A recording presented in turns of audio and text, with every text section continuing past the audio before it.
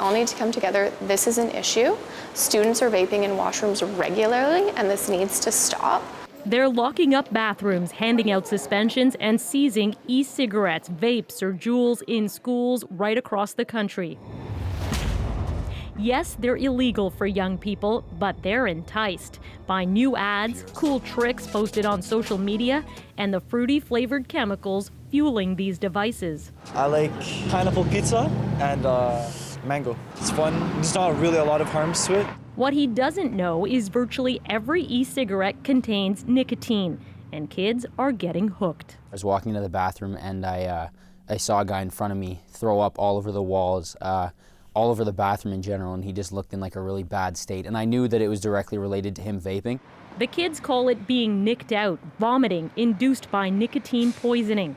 While it took several decades to bring the teen smoking rate down to just 6%, a recent survey found after just a few years on the market, nearly 15% of high school students in grades 10 to 12 has vaped in the last 30 days, a number that's expected to spike higher. In the U.S., it's upwards of 20%, and experts know why.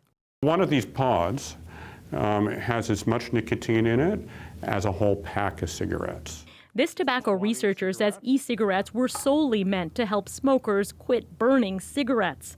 All of these devices heat up a mix of chemicals, including nicotine, to create an aerosol that's inhaled to satisfy their craving. But to date, there's little evidence to show these devices are even working well. We are seeing some smokers switching to vaping, but by far, most smokers who try vaping don't succeed in quitting, and they either become dual users or they revert to smoking cigarettes exclusively.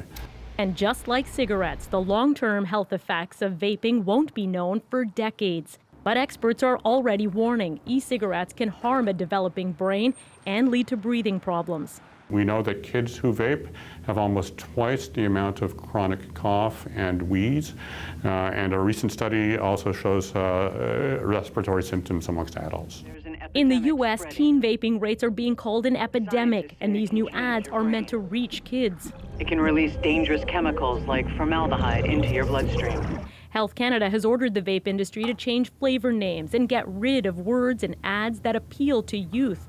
The agency acknowledges vaping among teens is escalating, but officials insist they'd like to see if smokers switch to vaping because it may be less harmful. What we're doing is trying to keep a close eye on what's going on in the marketplace to get a sense of whether we're in the right place on that balance. An old addiction now repackaged and quietly unleashed on a new generation.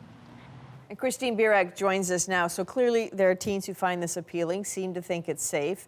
The government obviously watching this happening. What's it doing? In terms of public education, not really much. We're told a campaign warning teens is coming, maybe sometime this month, but new vaping stats are also coming soon. That stat we showed you, 14.6%, was the latest survey, but it was from last year. That's before vape products were even legalized and heavily marketed. So researchers are now saying there may even be an uptick in youth cigarette smoking, which would be a major fail for vaping, this vaping experiment. Okay, so there have to be people out there saying this is not good enough.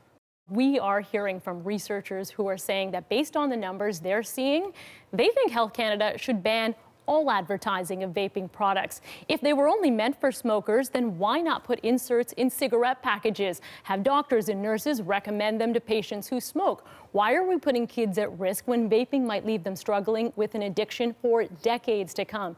And Dante, the teen you saw in our piece, said he feels like we're going back in time. Okay, Christine, thanks very much. You're very welcome.